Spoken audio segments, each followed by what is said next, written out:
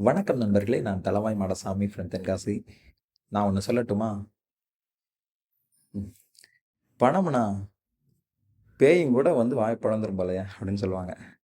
சரியா? ஏன்? அப்படின்னு கேட்குறீங்களா? ஏன்னா அதுல பேய் இருக்கு அப்படின்றதுனாலயா? அப்படிலாம் இல்ல. ஏன்னா பேயா வாய பொளக்குற பணம்னா அவ்வளவாடா! அப்படின்ற மாரி சொல்றாங்கல்ல. அதுக்கு இங்கிலீஷ்ல ஒரு ஃப்ரேஸ் இருக்காம் பார்த்துக்கோங்க. கோஸ்ட் வாக்ஸ் அப்படின்னு சொல்லிட்டு ஒரு ஃப்ரேஸ் இருக்காம். ஓகே.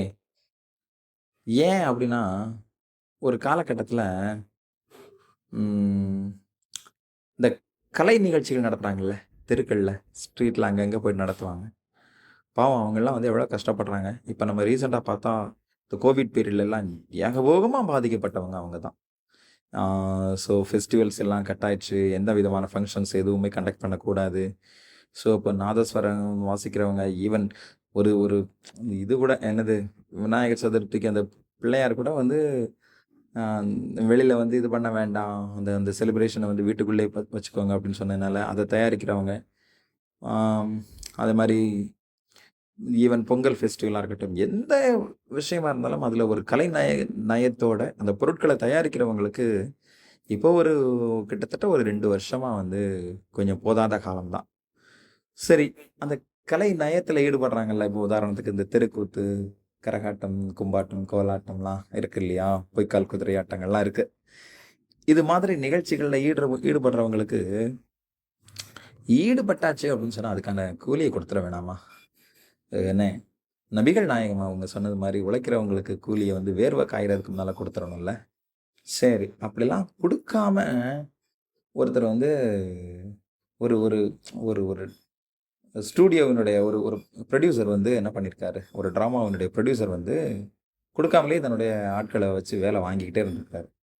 இவருக்கு எப்படியாவது ஒரு பாடத்த வைக்கணும் அப்படின்றதுக்காக, ஆ அதாவது ஒரு ஒரு டிராமா அந்த ஸ்டேஜ்ல நடக்குது. அந்த நேரத்துல ஒருத்தர் வந்து ஆவியா வந்து பேசணும். ஓகே. இங்க ஏதோ ஒண்ணு நடந்துகிட்டு இருக்கு. இறந்து போன ஒருத்தர் வந்து ஆவியா வந்து பேசணும். அப்ப ஆவியா பேசுறவர் வந்து ஸ்க்ரீனுக்கு பின்னால நின்னு என்ன செய்யணும்? பேசணும். பட் அவருடைய அவருடைய முகம் மட்டும் சின்ன சின்னதா கொஞ்சம் கொஞ்சமா அப்படியே லைட்டா முகத்த காட்டுவாங்க. அப்படிலாம் ஒரு கட்டம் இருந்திருக்கு. அவரு குறிப்பிட்ட சீன் வரும்போது வந்து என்ன செய்யல? ஆவியா பேசல. அப்ப வெளியில இருந்து சொல்றாங்க, "ஆவி பேசட்டும்" அப்படின்றாங்க. அப்போ அப்ப அவரு சத்தம் போட்டு சொன்னாராம். ஸ்டேஜ்ல அந்த மைக்லயே சொன்னாராம். "எங்களுக்கான சம்பளம் கொடுக்கப்படாத வரையிலும் இந்த ஆவி பேசாது" அப்படின்னாராம்.